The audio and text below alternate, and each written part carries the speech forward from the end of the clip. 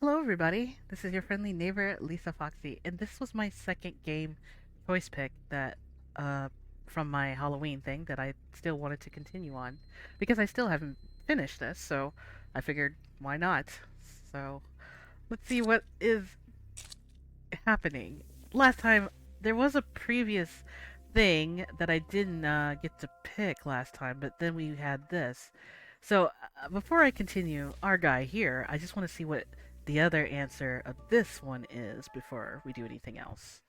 Okay, so the last time I did, I kissed him. So of course, kissing was the resolve of my saving. But I wonder I wonder what happens if I decide to claw at his eyes. So here we go. Claw at his eyes. But he's gonna just stab me anyways. You lurch forward as far as you can and try to jab your thumbs into his eyes. Oh, he didn't like that. He scoffs and easily grabs your wrists, pinning your hands above your head in one swift movement, using only one hand while keeping his knife in the other. Adam uses his weight against you. You're nose to nose, and you can see flecks of red in those psychotic eyes of his. He's grinning like a madman. Oh gosh, here we go. I gotta stop laughing because I'm very giggly right now. I'm sorry. I'm also talking with people on Discord, so keep this in mind, guys, while I'm recording. Okay. So for Adam, never pegged you for a violent type. It's not really becoming of you. If I'm being honest, but I'd be lying if I said I wasn't expecting it.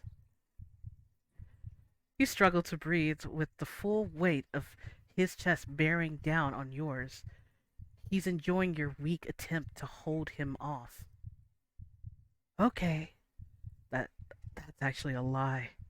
I expected you to cry first, and then fight back when crying didn't work. How about it? Why don't you cry for me? Dang! You already just stabbing me! Again! Why? You gasp as something sharp drills into your side, shifting back and forth. Tears prick at the corner of your eyes as you hear the sound of your flesh being sliced into like a butcher, cutting into meat. Oh, yes, by the way, while I'm reading this, I forgot to mention at the very beginning, which before I continue on any further, this game is very graphical, so viewers, please be advised. So, yes, yeah, okay, I'll carry on now. If you haven't learned from my other gameplay, I'm just telling you again. All right. You're trembling from both adrenaline and knowledge that you aren't making it out of this alive. Oops, too late. Guess I have no choice but to gut you up like the violent pig you are. Hold still. Okay. Wow! Stop shaking! Alright. He drives his knife down the center of your body, and starting from your chest and slicing all the way down to your belly. Jeez! Button in a swift motion, just like a real freaking assassin like killer. Agony grips through you like a bolt of catastrophic lightning, visions turning pure white. You try blinking to clear out your vision, but find your eyelids aren't cooperating. No part of your body operates like it should. You know?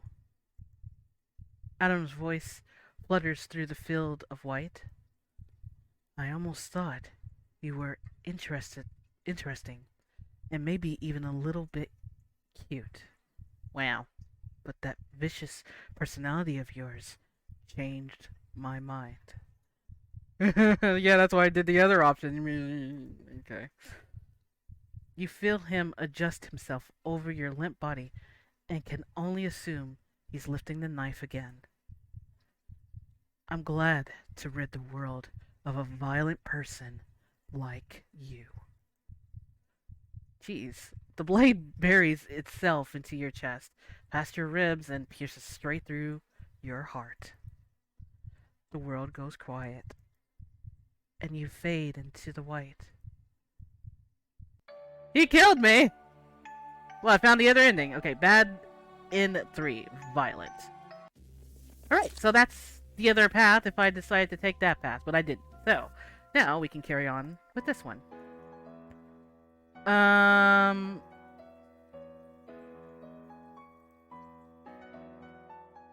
Right, so he was gonna take me, and it was my option if I really want to go or not. Just nope. Yeah, sounds like a deal. Let's go with it. Let's go with a stranger. Why not? I'll take you up on that offer. Stranger claps his hands together like a teacher, proud of his student for giving the right answer. Wonderful. I knew you were a sensible individual. Let us be off then, shall we?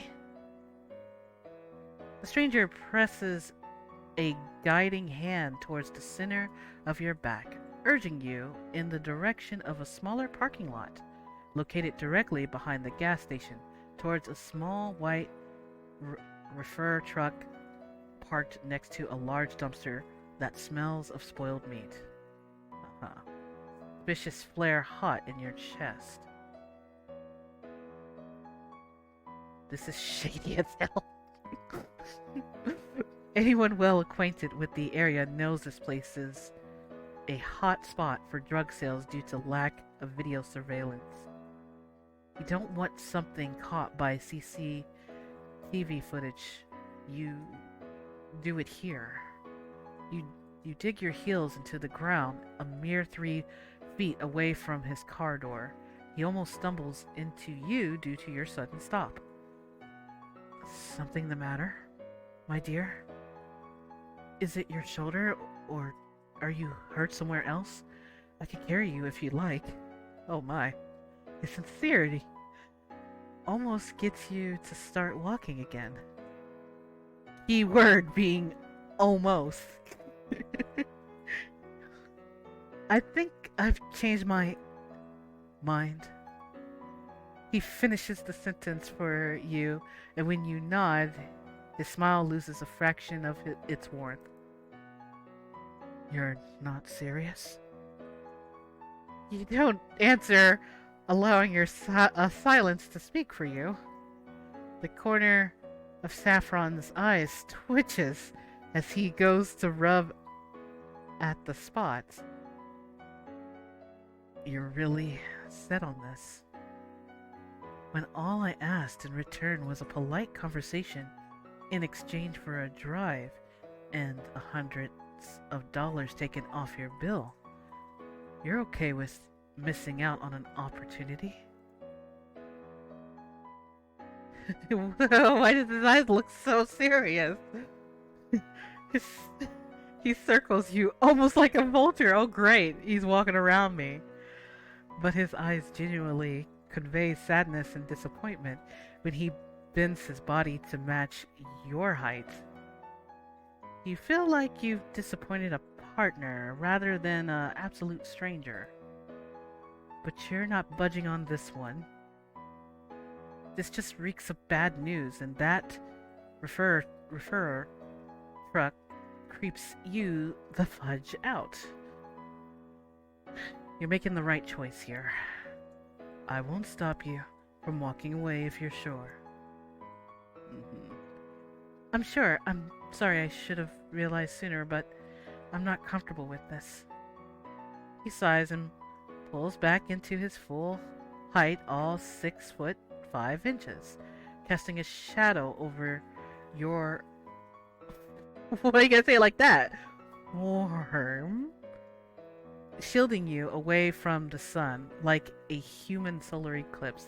Well, that's very gentlemanlike, but he straightens the laps on his jacket. His smile returns, although conveying a deep loneliness you don't understand. Very well then. If there's nothing I can say to change your mind, then that's that. Unfortunate, since I was looking forward to the drive. Yeah. Sorry, that's me. Yeah, I'm sorry. You took a step back.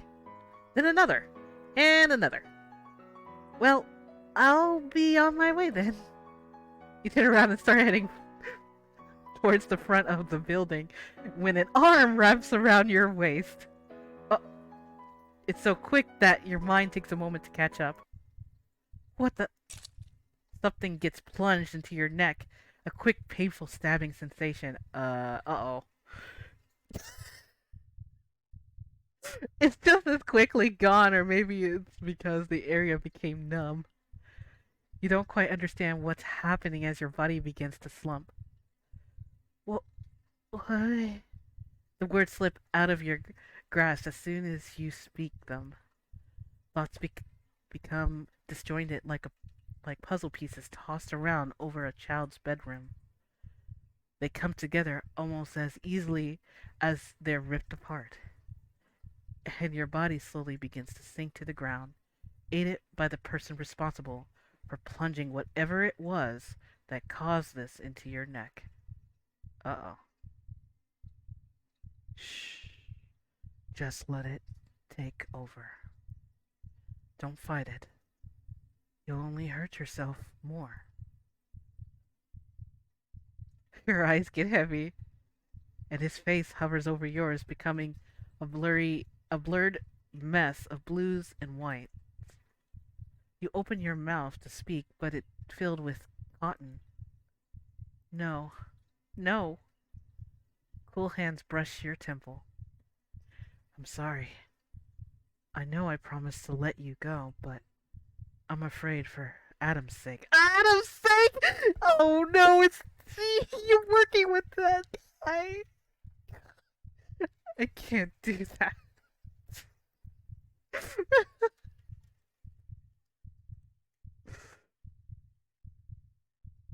And I'm sure he'll hate me for killing you myself. I know he wanted the honor of doing so, but you. The fact that you escaped him once. We can't risk that happening again. Doing so will bring his ruin and mine. Adam? Adam. You try thrashing around, but only one of your arms manages to respond, lifting up in a futile attempt to push him off. It falls back to your side again, useless. How did you allow this to happen? You trusted Adam the first time around, a complete stranger, and look where it got you. Now it happened again, and this time you can't even fight him off. You're vulnerable. Completely, utterly defenseless. Gloved fingers adjust, the straps crisscrossing your chest, waist, legs when you finally regain consciousness. White hair dips in and out of view while a stranger buzzy, buzzies himself with ensuring you're properly attached to the cold steel table you feel underneath your back. Oh no!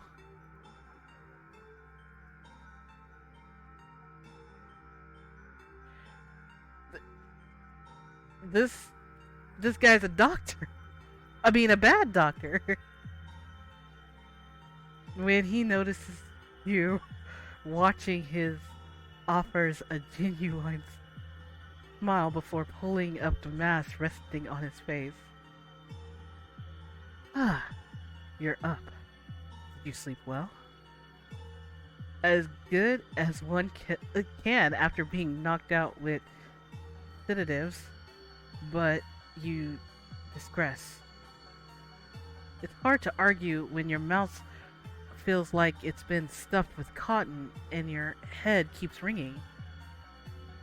Not exactly the perfect time to offer your wittiest banter. I apologize for things having to come to this point, but I'm afraid for the sake of those I care about, I can't let you go free. An apology doesn't negate the drugging or, kidnapping. You try to say as much and fail. Nope, your jaw still doesn't work right. Not being able to talk sucks butt. You know. At least with Adam, you got some verbal jabs in before he tried offing you. Weird how you almost prefer that now. You guess you're one of those types of people who prefer to go out with a bang rather than a whimper. Not that you like making the habit of running into men with murderous tendencies. We're almost ready. He says this as he tugs at one of the straps near your ankles and then around your waist. Are these comfortable? I tried not to make them too tight. It cuts off circulations, and we really don't want that now, do we? He waits. Oh, gee, he actually wants a response. You have no choice but to nod your head. He smiles as he pulls his mask again. Such a polite guest. A shame we couldn't chat more, Usually, when I get this intimate with someone, I'd like to get to know them a bit better. He turns around towards a table with a large display of tools. Oh, gosh. Anything ranging from hammers to buzzsaws to literal machete. He runs a finger along the razor-sharp edge of the meat cleaver and examines it in the light before putting it back down. No, not that one. That's only for my favorite guests. Then he picks up a scalpel, twisting it around with his fingers. This is probably more fitting, and what you were expecting, right? Cold, analytical, proceeds. Oh, geez, he's turning a little more, precise. I'm pretty sure it's precise. But anyways, he comes up to you, allowing the flat of the blade to brush against your cheek and almost teasingly. You try shrieking back, but your binds hold you in place. The entire table rattles from how much you tremble and shake.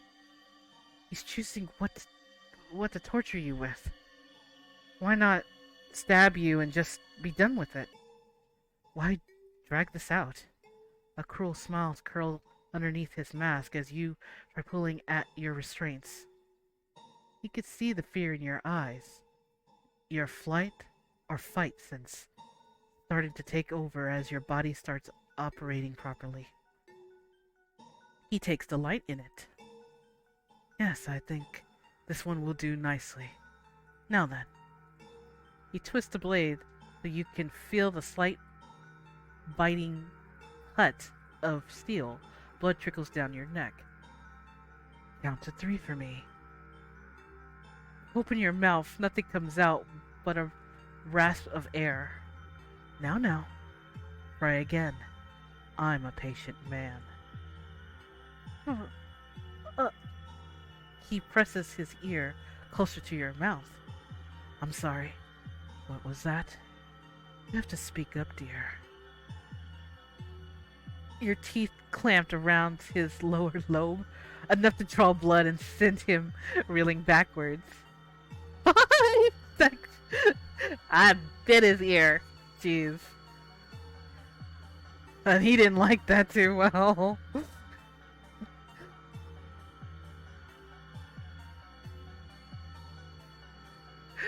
The clatters of tools as he bumps into the counter and something falls to the floor. You can't see what it is, but you don't care. You just hope that it hurts. You. The man holds his bleeding ear, crimson's revelet seeping through his fingers and dripping onto the floor below. You turn your head and spit his blood out of your mouth. Fudge you. The man lets out a soft laugh, but it's devoid of humor. His eyes twitches again. So crass, so vulgar, it seems. His voice dips to a dangerous octave. We're going to have to drain that out of you. Bring it. Oh, I'm sorry. I'm supposed to be struggling with that, but that's okay. She's supposed to be like, bring it. Alright. His eyes twitches again as he whips around at your challenge, turning on the radio behind him. Opera music echoes through the room, and Saffron readjusts his instruments after bumping into them when you bit him. Very well, then. Let's see how long that resilience of yours lasts, He retrieves the scalpel from the floor, which is what that clattering sound must have been earlier. A bottle of alcohol? What the? The man grips your jaw with fingers cold as a dead fish and presses his forehead into yours. Let's begin, shall we? Oh. Then he carves into your skin with multiple quick, practiced swipes, followed by a quick uncapping of the alcohol, and you let out an agonizing scream. Bad end for glutton for punishment. Jeez. Okay, so we will not take that. Nope. At least I found that other ending. Hell to the no. Last time you let your guard down, you got stabbed and made out with a aforementioned stabby butt and escaped by the skin of your teeth. You'll just take the name of the doctor and go. I'm good, thanks. I appreciate the offer, though. The man nods and digs into the front pocket of his suit before extending 2 business cards to you. The first belongs to the urgent care center. The second, you assume, belongs to him.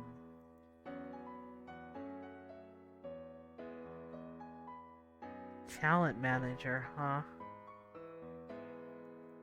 Okay. Saffron. Albrecht, talent manager. Right. You've seen guys like this before, claiming they hold your ticket to fame, only to con you out of rent money. You try handing his card back to him, but he holds up his hands, which are prepared with splotches of blood, probably from catching you earlier. The man, or rather Saffron, gives you an earnest smile. Feel free to call me in case you run into any trouble. Gotcha. Well, thanks again. I appreciate the help, by all means. You listen out for footsteps as you make your way towards your car. Nothing.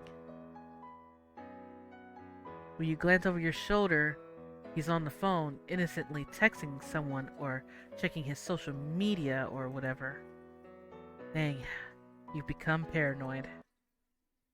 Almost embarrassed, you climbed into the driver's side of your car and start buckling your seatbelt, wondering why you made such a mental fuss about everything. But when you glance back up, you find Saffron staring right at you. Oh my goodness. And he's licking the speck of blood on his thumb with a bone-chilling smile. Oh, not a freaking again.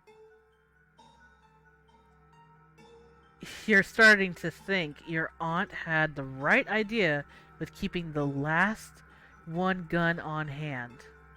Too many creeps roaming Arizona as of late. Oh my. Okay, so Dower Hotel, 8 a.m. We're back with Adam.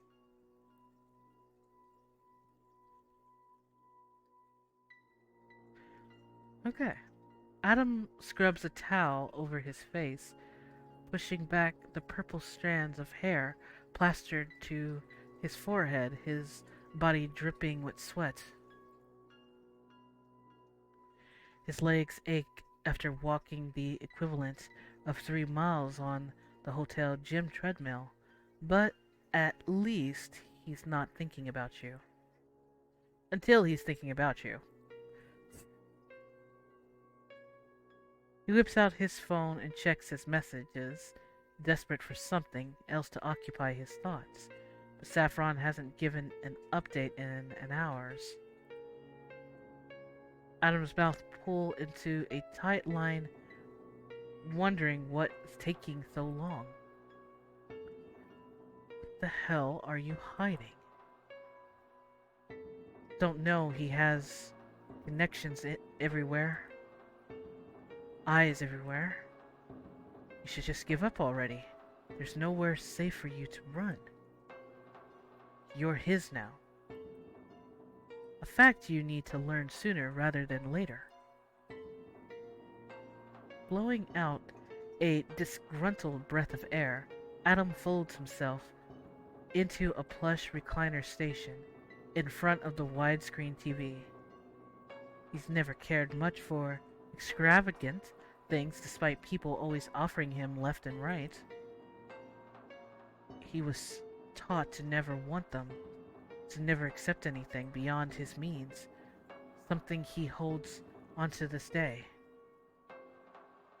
On screen, a news outlet discusses the devastations his fans are facing after Cake's latest concert got cancelled due to an unfortunate injury Adam received while hiking. Not an entire lie, technically, he was hitchhiking, and his latest target became more than he bargained for. A tad bit the general public will never know or learn, or if he has anything to say about it.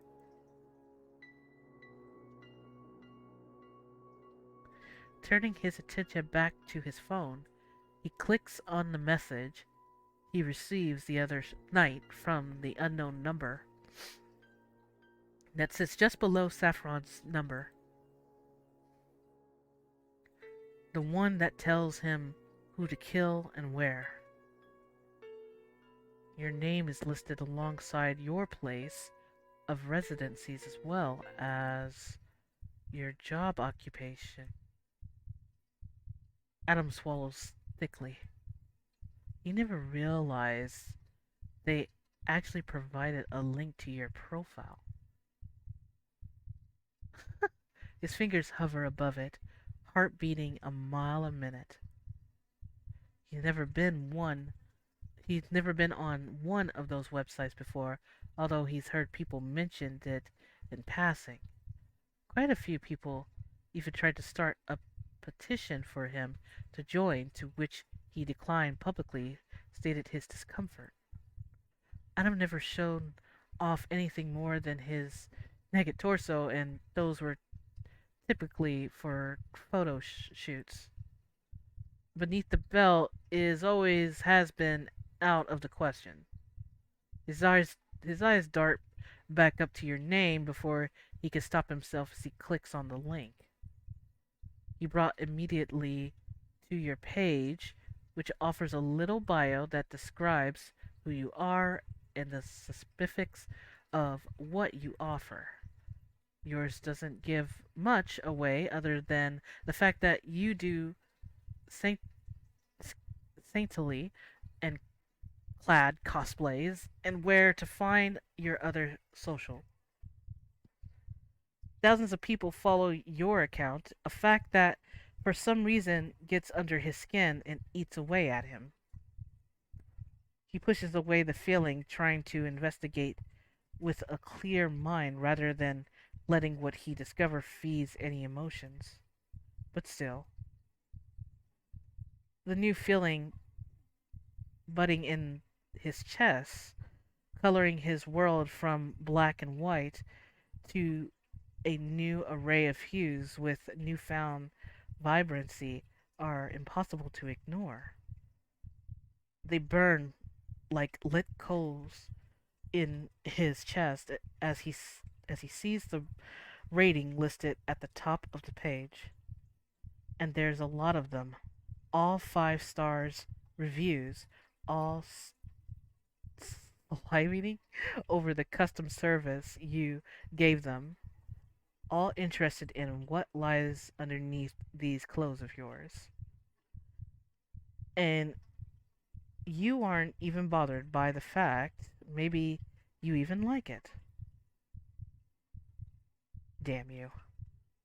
Without thinking, and too absorbed in his thoughts, he scrolls downwards until he lands on your videos. He almost snaps his phone in half.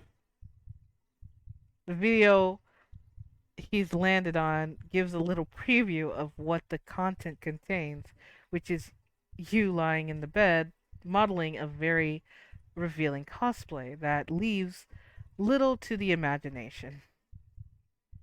It's like you're mocking him with your eyes, taunting him and his new-found hunger by beckoning him forward, similar to how you did in his dreams. He squirms in his seat as you lick your lips.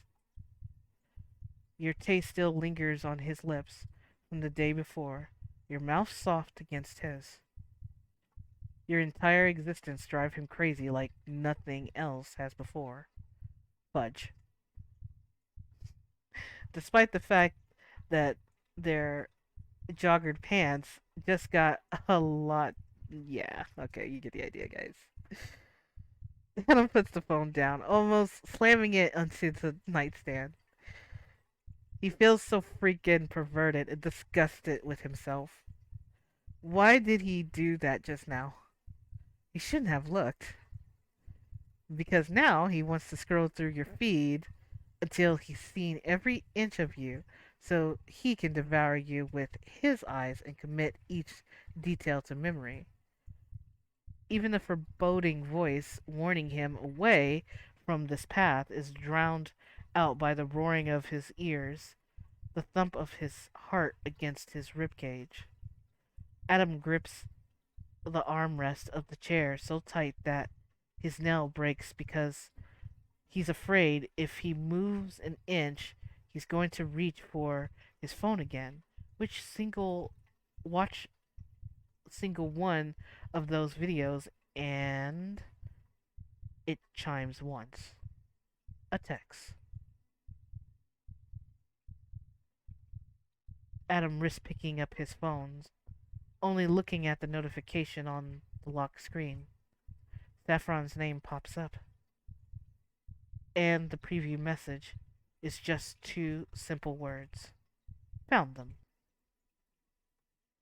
Back to me. Park Bend, Arizona, 11:15 a.m.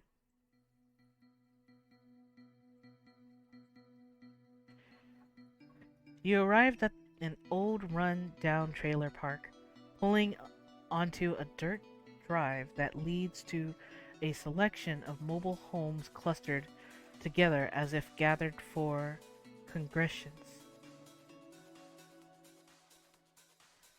Wood slants meant to serve a fencing offer a piss-poor attempt to separate them and provide some form of privacy for local residents.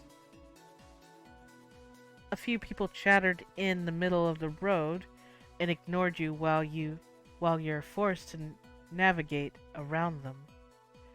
You almost take out a portion of the aforementioned fence, which garners a visceral reaction from one of the men standing in the road. He shouts profanities after you and whacks the bumper of your car with his steel-toed boots before you can drive away. A cute little welcome back to the neighborhood presents, all in the form of a new dent. How lucky. You just can't wait to beg your aunt to stay. White knuckle gripping the steering wheel, you follow the rocky road right up until you came across a double-wide trailer painted tan with a slightly darker trim. The lawn is freshly trimmed. There's a lovely cactus garden growing, and that's not your stop. Nope. It's a teeny tiny trailer sitting next to the double wide where looking flamingo dapple the lawn in splashes of neon pink. Your new possible home. The teeny tiny trailer, not the double wide. Again, you're oh so lucky. You really should start playing the lottery. Putting your car into the park right next to a potted plant that's browned, and whether you step out of and notice one of the blinds shifting as though someone bent to peer out of it, only to quickly pull away. You head for the front door, actively avoiding the middle step of the porch, which remains unfixed after it caved in 2 years back. You raise your hand and knock, but it opens before you can. A hand reaches out from the darkness and latches onto your wrist, causing memories of Adam doing the exact same thing to come flooding back in, a rush of panic and fear. He can't be here. He can't. Before you can open your mouth to even scream, the hand yanks you inside, another clamping over your lips. The door clicks shut. Your pulse palmates in fear as you try struggling out of your captor's hold.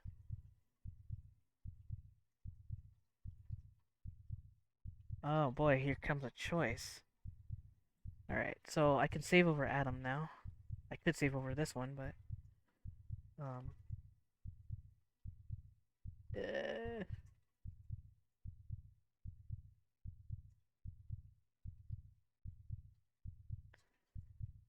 guess I'll just save over this one.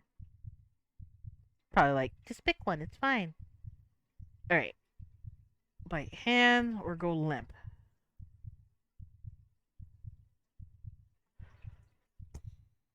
Just bite the hand. That's what I would do, instinctively. Survival instinct kicks in and you chomp down on the hand covering your mouth. There's a shriek before you're shoved to the ground, your elbow banging painfully against the door. Above you stand a tall, detailed figure veiled by darkness. They nursed their hands, cursing underneath their breath as they inspect the bite mark you left. The voice is distinctly female. Aunt Ruth? What the hell was that for? Yep, it's Aunt Ruth, alright.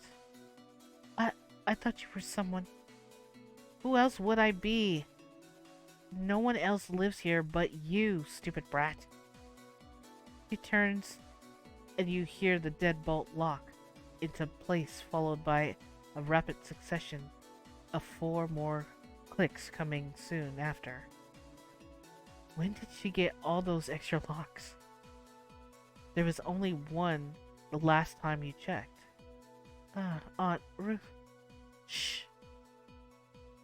Spittle flies from her lips as she shushes you, and your mouth clamps shut with a resounding snap of your teeth. You watch as your aunt presses her ear against the door, quieting her breathing like she's afraid of someone will overhear.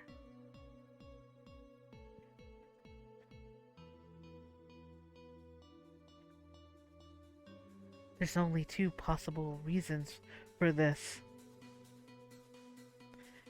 Either the problematic neighbor are drawing privates on their flamingo again, or something really sketchy is going on. No pun intended. When Ruth finally pulls away from the door, she breathes a dramatic sigh of relief, full on pressing a hand to her chest and thanking G as if you're not standing there witnessing the whole debacle. Before you can comment on her erratic behavior, your aunt turns to you with her arms crossed over her chest, clucking her tongue. Now tell me, why you're here? When you don't answer fast enough for her liking, she sneers. What? Did your uncle demand you to take something else from me? Sorry to disappoint the two of you, but I have nothing left to give. I'm not here because of him. I'm here because my living situation has gotten a bit complicated, and I need a place to stay while I sort things out. Your aunt eyes narrow, or at least you imagine they do, considering you can't see due to the distinct lack of lighting. But you know your aunt's change in expression due to disturbance in the air, a slight shift in the winds. You've trained long and hard to read situations like this, guided by your giddy ancestors. Okay, Starwares, jokes aside, you just know her by now. Ah, so you're only visiting because you want something from me. Why am I not surprised? The comment irks you. Who were you delivering those guns for again? Certainly not yourself. That road trip from hell is the entire reason you're in this mess with Adam in the first place. If you never crossed paths, and it's not like you want to room with her, but you've got nowhere else to go. Not when you discovered your worst fear a couple of hours earlier.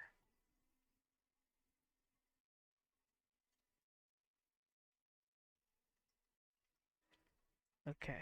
Parked Arizona, 9:15, aka 2 hours earlier. After repairing your shoulder, taking a quick power nap in front of in the front seat of your car, you find yourself sandwiched between both at Briar's Bar Grill, nursing a glass of water with an empty plate in front of you. You were drawn in by the warm smell and advertisements of cheap food. Searching your car for pocket change, you managed to scrounge up enough in order to get something decent and moderately filling.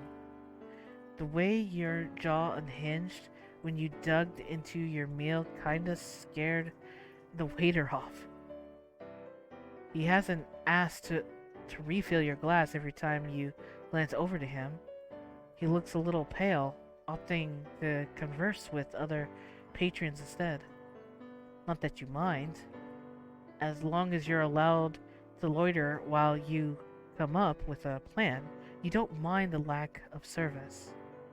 Besides, after running into Adam and Saffron, conversing with normal people proves difficult. You struggle a bit before, which is why your inner circle of friends remain few and far between. And now everyone is a potential threat, and in order to survive, you need to approach things carefully. This includes interactions with strangers. What you need is a friend or family member you can trust, someone who can help you while you try to decide if you're going to keep your apartment or skip town. Temporary place of refuge. You make a mental list of potential prospects, crossing out those who lived out of state or those whom you've lost contact with, eliminating almost everyone in the process, all except for one, Aunt Ruth, who Aunt Ruth comes to mind due to her sheer proximity and availability rather than level of trust you share with her. But she's your best bet. Still, you can return home and put this entire thing behind you, thanks to the possibility of Adam losing interest. Maybe he thought you were an easy target. And you weren't, so maybe a drunken shout draws your attention towards the front of the bar, where an older gentleman waves a busted TV remote in the air. Batteries! Give me freaking batteries! I'm gonna miss the big game because of this stupid celebrity BS. His words slur together in a tangled mess. When the bartender ignores him, the man leans across the counter and tries yanking at the man's pants. The bartender rolls his eyes as he cleans a glass with a white dish towel and simply steps away. We've been over this, Jamie. Please don't make me call the police on you again. The drunk man and Jamie, as the bartender called him, slumps back in his seat and grumbles as he chucks the remote onto the bar. He folds his arm over his chest like a spoiled child who just got told he couldn't have dessert before dinner. Your eyes glide up towards the TV to see what channel the TV's stuck on, where your entire body goes ridged. Adam.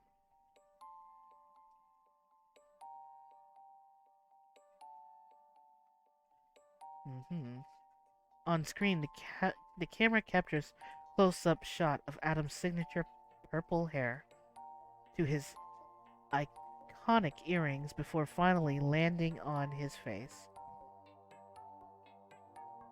He beams at the camera with the same exact smile he wore moments before he plunged the knife into your shoulder.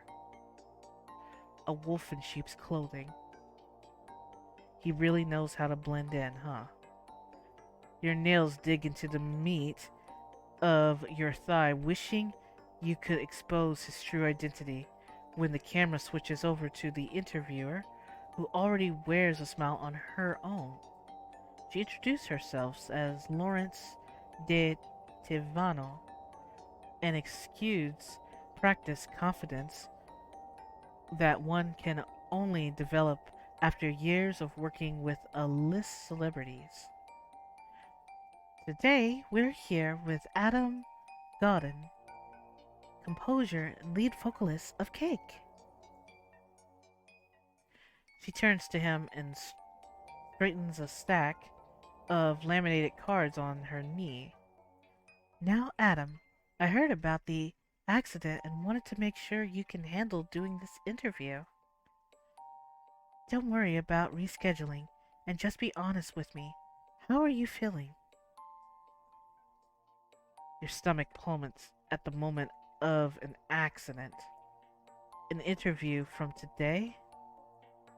Sure enough, there's a slight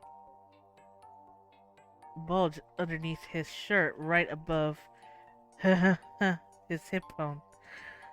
Clear-cut evidence he made his way off the highway with the scar to prove it. Part of you wishes he bled out on an asphalt, but you knew the blade didn't go deep enough to cause irreversible damage.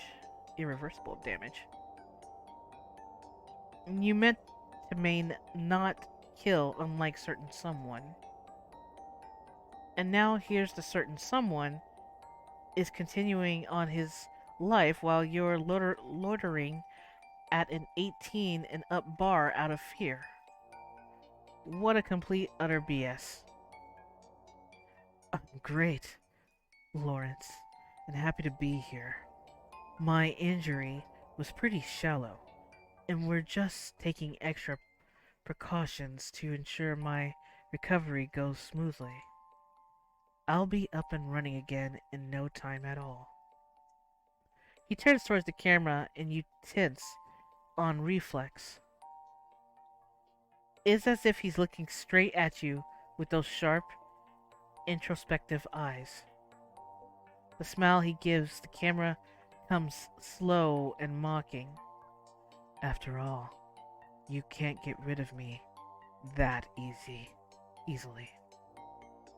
Lawrence gives a good-natured laugh, but the hairs on the back of your neck stands on end. To anyone else, he's a man determined to get back on his feet, but the comment was meant for you. It's a small way of saying he's not letting you go. Not by a long shot. You stare at the melting ice in your glass, trying to control your breathing as the interviewer presses a hand over your heart. I think I can speak for most of us when I say we're happy to hear that you have such a wonderful support system taking care of you. Now, you mentioned a while back that you and a member of Cake are pretty close. I assume they're part of your support system? Of course. They're like my brothers. They're my family. Same goes for my manager. Oh? Then does he tell his found family about the cute hobby of disemboweling people? Do they go on brotherly bonding expeditions and laugh in the faces of their victims? Are they all member of Cake just as messed up as their leader? Or, a better question yet, are they all looking for you, the lamb who managed to escape the slaughter? Panic rises in your throat. You pinch the bridge of your nose, close your eyes, and breathe deep as you hear the soft coos of audience. You can't let them get the best of you. You'll get through this. And besides, what are the odds the rest of his hand member knows and participate in what he does? The chances are slim. You're okay. You're safe. He's probably the only person looking for you right now, and he's busy on live TV.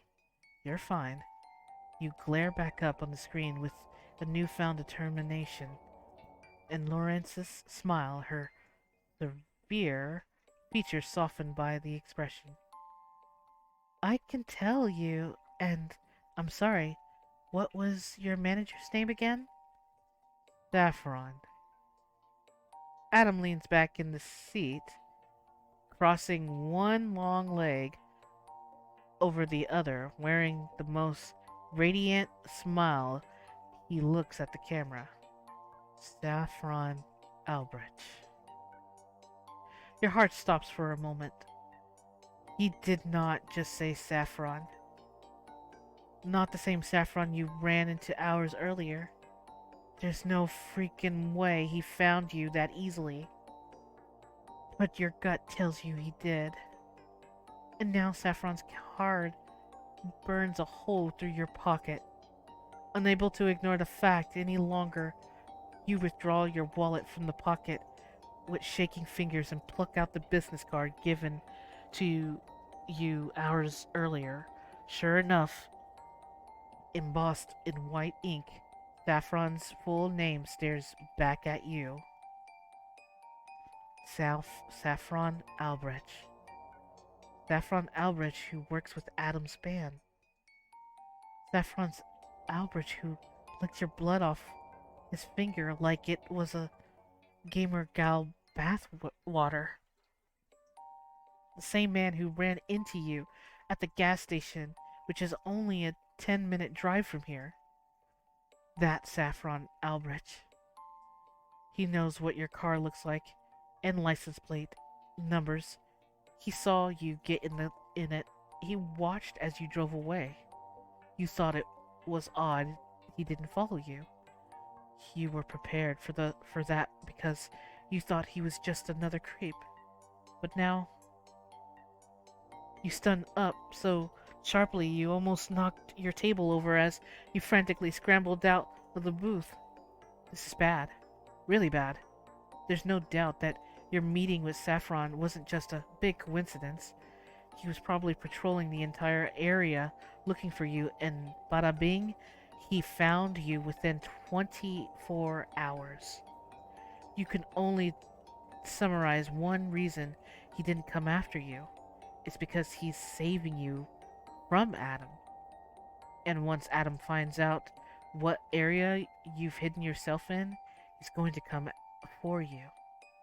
And not the sexy kind of come either. You need to leave. Get to your aunt's house. Get to your aunt's now. You almost steamrolled past the waiter carrying the large platter and apologizes over your shoulder as you hurry out of the front door.